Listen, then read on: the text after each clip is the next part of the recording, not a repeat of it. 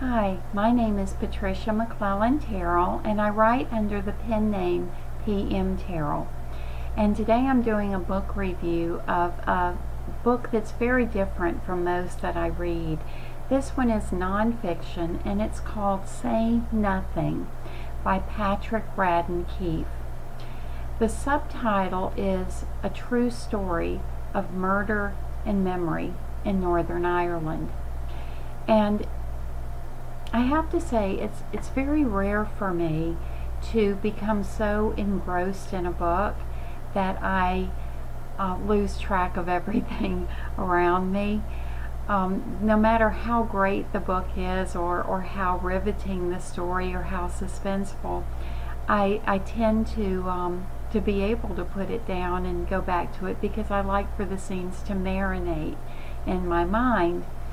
But this book was so riveting, perhaps because it is true, that I could not put it down. And it's a very lengthy book.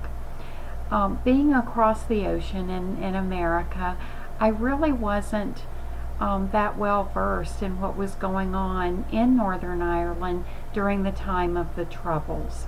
And for those of you who don't know, the Troubles officially reached from 1968 until 1998, when the Good Friday Agreement, of which Bill Clinton was involved, was signed between the Northern Irish and Britain, which officially was the end of the Troubles. Although some will say that they still existed, they just went more underground with it. But I really only became aware of the very deep divisions in Northern Ireland when I began researching my own family history, my ancestry, which led me to Ballygawley, which is in County Tyrone, Northern Ireland, just across the border really from the Republic. Well, during trips there, I visited Belfast and I took the bus tours, which I highly recommend. And part of the bus tours led past the quote-unquote peace walls. They call them peace walls today because they have graphics on it that and signatures really from all over the world, wishing for peace, promoting peace. But in reality, the peace walls divide the Protestants from the Catholics. And in fact, as I was researching what has transpired in Northern Ireland, because my own ancestors had gone there in 1608 and had been part of the plantation era and had been awarded thousands of acres of land in Northern Ireland, land that had been taken away from the Earls after they were defeated by the British monarchy.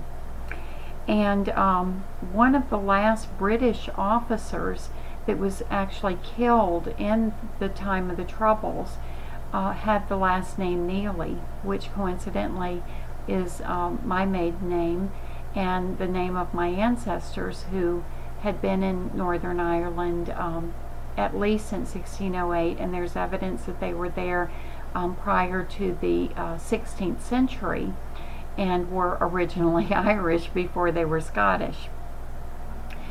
So when I came across the story of Jean McConville, to get back to this book, Say Nothing, I was intrigued, because Jean McConville is or was 38 years old, a widow, and the mother of 10 children, ranging in age from about 15 years old to the youngest, a set of twins who were 6. Her husband had died, I believe, the year before of cancer, and she was living in a housing project, is what we would call them here in the States, trying to keep food on the table for 10 children. I wondered who would burst into a mother's home and take her, seize her, capture her in front of her children, and take her to a secluded, remote area and murder her. You know, they knew, they had to have known that she was a widow, that she had 10 children, that there was no one to take care of these children. So they were leaving them to their own devices, even, you know, to possibly starve or die. And I wondered what would cause someone to do that. Well, Patrick Radden Keefe's book, Say Nothing, answers those questions in a very balanced way. Keefe is a journalist by trade. In fact, he's an award-winning journalist with New Yorker magazine. And I immediately knew from the level of detail that he provides in the book that he had spent years researching both sides and was trying very, very hard not to steer the reader in any particular direction, but simply to tell the facts as he had uncovered them. Well, the result is an absolutely riveting story. It not only tells the story of Jean McConville, but it also tells the story of those people who were involved in her abduction and murder, disappearance and murder. It delves deep into what causes people to become terrorists, the changes that occur within a person's mind, almost physiological changes, and what happens when someone is raised in an area of extreme levels of hatred and violence, and the extent to which they will go because they come to believe in a cause that is larger than themselves. What was particularly striking to me was the revelation in this book that many of the people who had been involved in acts of terror, such as the bombing of London, bombings in Northern Ireland, that in both places killed innocent civilians, men, women, and children, that later in their lives they suffered abnormally high levels of drug dependency, alcoholism, and PTSD. This might have occurred partly because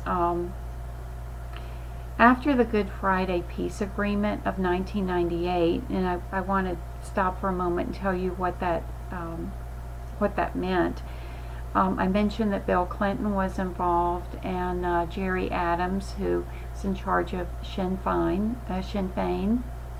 the Northern Ireland Republican political party, and London, I believe it was Tony Blair.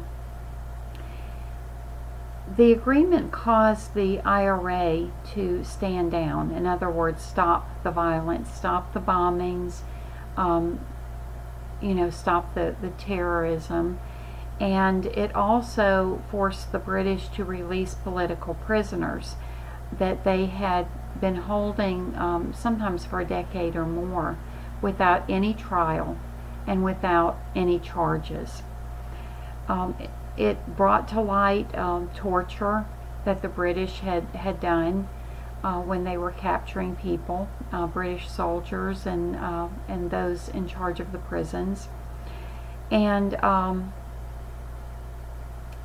the peace agreement set the stage for London and Northern Ireland, Sinn Féin, to work together politically to solve their problems. What it did not do is it did not turn Northern Ireland over to the Irish. The Irish Republicans are those that that want Northern Ireland to become part of the Republic of Ireland. And the Unionists are those that are loyal to the United Kingdom, Great Britain.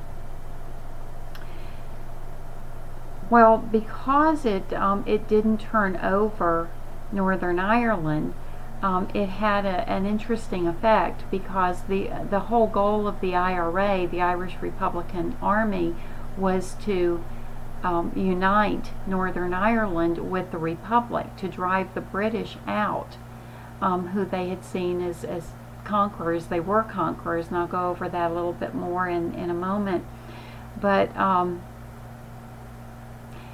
because it stopped short of that, many of the people who were involved in this violence were left wondering, well, why did I kill? Why did I maim people? Why did I march and set bombs and do all of these things if my political leaders, even those that may have instructed me to do what I did, ended up agreeing with the British to just, lay down arms and let's work together, but not work together toward uniting Ireland? Well, in Jean McConville's case, who is the central figure of this book, but by no means the only figure, because of all of these others that come into play, Jean was born a Protestant and in Belfast, and she went to work for a Catholic family, which really brought her over the line into the Catholic society. And she fell in love with her boss's Catholic son. In America, this would not even cause anybody to blink.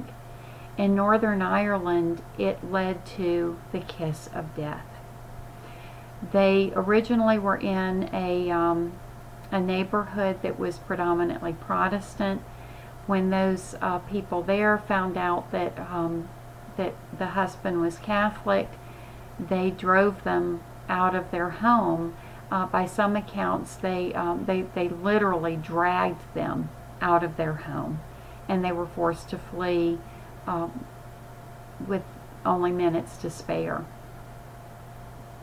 They ended up living in a Catholic neighborhood, in a what we would call in America a housing project for low income or no income residents. And the breadwinner, the husband, got cancer and died about a year before, which left Jean a widow. She was not working. She had 10 children, some of which were not in school, and so she was living on the dole, our equivalent to welfare. And after she was abducted and she disappeared, her children were left on their own for a while. The older ones ended up leaving for various destinations. The younger ones were put into Catholic-run children's homes that really, reading the accounts, were something out of a Charles Dickens novel. They were that bad. And keeping in mind that these children were half Protestant, half Catholic, they were not even accepted in a Catholic home, in a Catholic children's home. Well, the investigations into Jean McConville's disappearance led to Dolores and Marion Price. These were two sisters who were responsible for some of the most high-profile bombings in London. And they were both incarcerated for periods of time, both in England and in Northern Ireland, as a result of their participation in bombings and other violent acts. In fact, on the front cover of the book, Say Nothing, it is Dolores' face that you see, taken during, I believe, the 1970s with a mask over part of her face, as was the habit of IRA members at that time. Well, the damning evidence linking Dolores and her sister Marion and a third person to the abduction, disappearance, and murder of Jean McConville really came in the form of Dolores' own voice. She began participating in a study being done by Boston College, in which they were trying to videotape and audio record people who had been involved in the Troubles on one side or the other, so that future generations could study this phenomenon, of what happens to life during these extremely violent times. And on the audio tape, she describes herself driving Jean McConville across the border into Dundalk, Northern Ireland. Dundalk is in the Republic of Ireland, so she actually crossed the border with Jean in the back seat. And she delivered her to men who she didn't know what would happen, but she assumed that, they were going to kill her. And sometime later, within, I think, a matter of days, she was called back there, and she went back with her sister Marion and a third party, Ivor Bell. And she was told that the people that she left Jean McConville with did not want to kill her, because she was a widow, and she was the mother of 10 children, and some as young as the age of 6. And so Dolores, Marion, and Ivor murdered Jean McConville. And we find out at the end of the book who actually fired the fatal shot that killed her. They buried her in an unmarked grave, and it would be decades before they would find her body.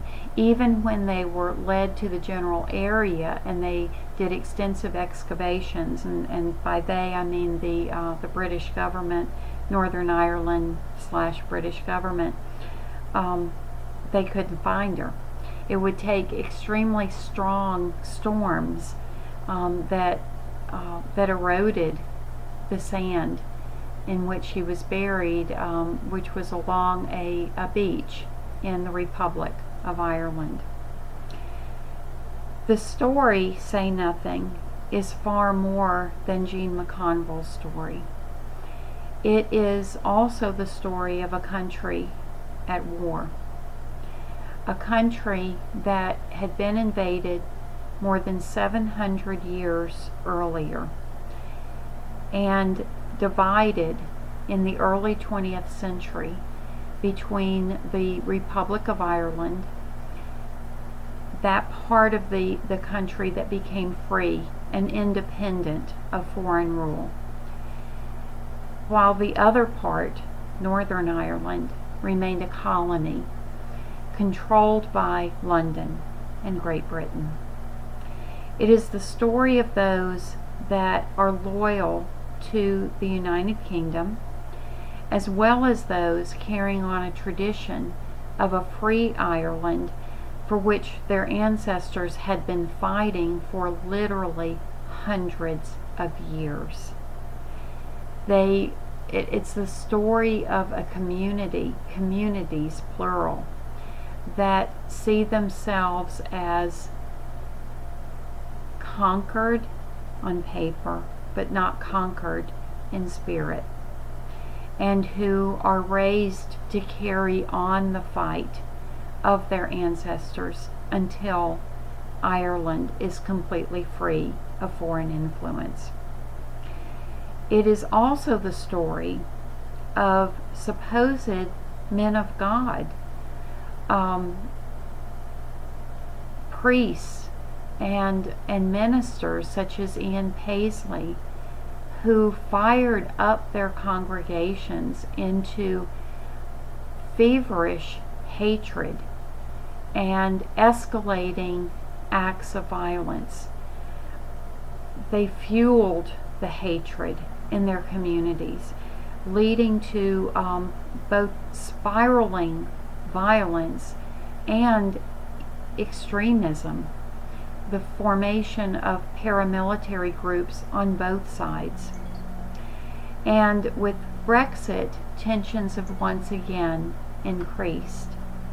I highly recommend this book. Be prepared for a riveting tale.